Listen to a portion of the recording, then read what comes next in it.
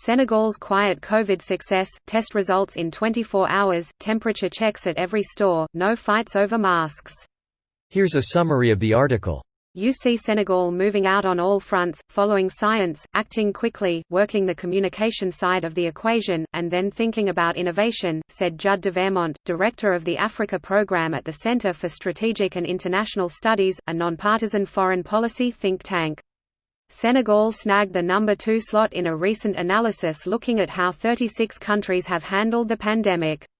Senegal received strong marks for a high degree of preparedness and a reliance on facts and science, while the US was dinged for poor public health messaging, limited testing and other shortcomings. With outbreaks raging just across its borders, Senegal was well prepared, with a detailed response plan in place as early as March. Shannon Underwood, an immigration lawyer from Seattle who moved to Senegal with her family 2 years ago, said the government's response has been impressive, if not perfect. De Vermont said Senegal's success in tackling Ebola gave them a blueprint to respond to COVID right out of the gate.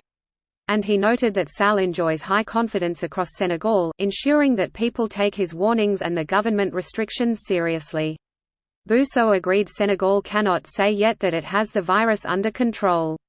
This post received a score of 76,000, with an upvote ratio of 92%. Here are the top comments in response to this article. I expect nothing less from the nation that raised Chidi Adagonya. He's a great fictional ambassador. Honestly, I've only heard good things about Senegal, so it fits. There is Sadio Mané too, a footballer who uses cracked iPhone cause he thinks it's not worth it to replace it and casually donates huge amounts to build schools in his home country. As much as I hate Liverpool, he's hard to not root for. Greater than hate Liverpool, I see you are a man of culture as well. Even bad culture is technically culture. Culture is that where men talk ad nauseum about football to the exclusion of all of the women and any of the more thoughtful fellas at the table. I know a few Senegalese living in Senegal. They said that people are generally respectful of mask orders but that a lot of people try not to wear them. Officially, though, the police will make you wear them if they see you without. They reopened bars a few weeks ago and then shut them down again. See, this is key. In America it's somehow okay for police to kill a man for reaching into his car or selling cigarettes on a corner, but the idea of police enforcing a mask ordinance is totally out of bounds. In fact, just the idea of having a mask law infringes on our freedoms, apparently. Then our tests take weeks to return. We have about 1% of the necessary traces. And our dumbass president actively incites people to reject all of this because, somehow our media system is so fucking busted that literally killing people is less controversial than agreeing with your opponent. A better comparison would be indecent exposure laws. The entire idea behind indecent exposure laws is that when out in public, the interests of everyone else outweigh your personal interests in regard to liberty.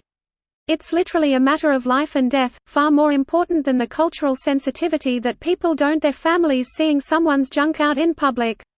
What is mind-boggling is that 99% of people who oppose mask mandates, if asked, would say they support laws against public indecency and exposure. There was a viral video of a guy at a department store implying that if they made him mask up the store would suffer an automatic $75,000 fine. He then got his junk out.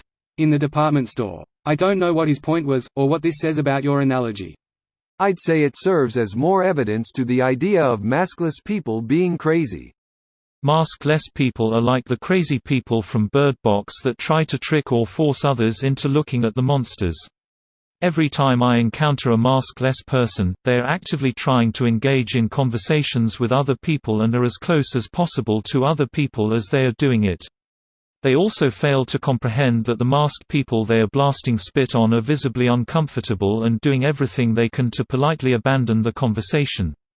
We all have seen the viral vids of these people spitting and shouting when told to leave an establishment. This video was automatically created by Reddit to speech. The article and comments in this video were selected from Reddit according to their upvotes, and any paraphrasing was performed by smmry.com, without any human intervention.